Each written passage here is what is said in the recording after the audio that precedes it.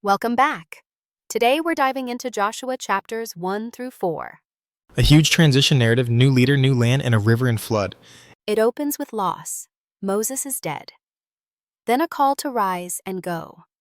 And the ringing refrain, be strong and courageous, repeated, urgent, almost musical. Why the repetition, do you think? Because courage leaks, especially when responsibility suddenly feels heavier than armor.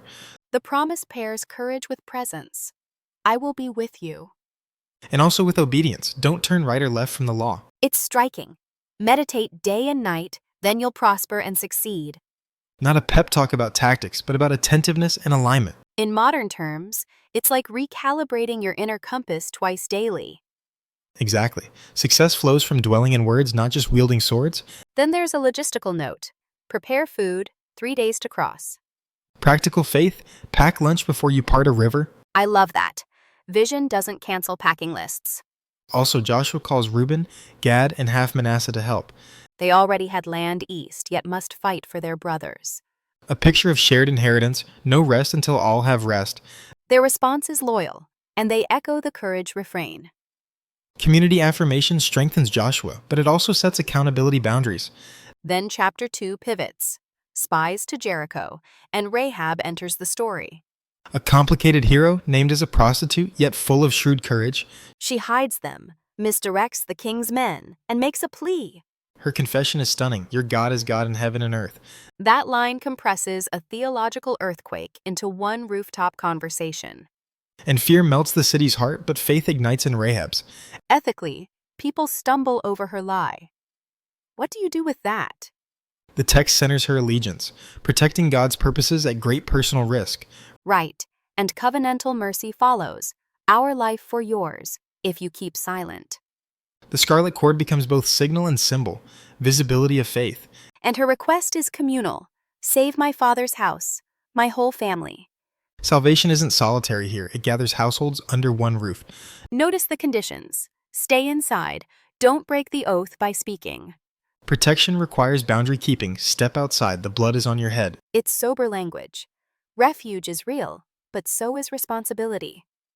Then the spies hide 3 days in the hills. Patience saves lives. They return with courage. All inhabitants melt. The land is delivered. Report matters. 40 years earlier, fear multiplied. Now faith multiplies. Chapter 3 brings the Jordan. The people have not passed this way before. That line touches every threshold moment. New season, unfamiliar road, tight chest. Leaders instruct. Keep distance from the ark, about 2,000 cubits. Reverence and visibility, close enough to follow, far enough to honor. Joshua promises wonders tomorrow. Then commands priests to stand in the Jordan. Imagine stepping into flooded banks at harvest. Cold, swift, brown water. Faith often moves feet before it moves rivers. When their souls touch, the waters heap up at Adam. Such a detail, naming the city, anchoring the miracle in geography. The path becomes dry, and Israel passes opposite Jericho. The priests hold their ground, literally bearing presence in the middle. Leadership sometimes means standing still so others can move safely. Meanwhile, God says he'll magnify Joshua like Moses. Continuity of authority, new face, same faithfulness behind the scenes. And the nations listed, Canaanite, Hittite, Hivite, and more, signal daunting opposition. The living God language counters it, presence that displaces entrenched powers. Then 12 men, 1 per tribe, are chosen for stones. Ritual emerges out of transit, carry memory while your sandals are dusty. Chapter 4 formalizes it. 12 stones from the river's middle. Shoulder-sized, heavy remembrance. Weighty testimony of lightened waters. Parents will be asked, what do these stones mean? I love that design. Memory engineered to provoke children's curiosity. So the story gets told again, stitched into family rhythms.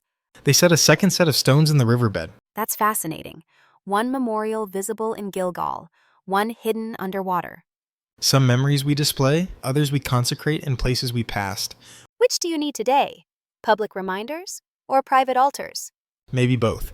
Public stones disciple communities, hidden stones steady hearts. The text notes the eastern tribes crossing armed, about 40,000. Readiness paired with remembrance, swords and stones, steel and story. On that day, Joshua is magnified. The people revere him. Leadership legitimacy grows when leaders keep pace with God's presence. Then a final act. Command the priests to come up. As their feet leave the river, waters return, banks overflow again.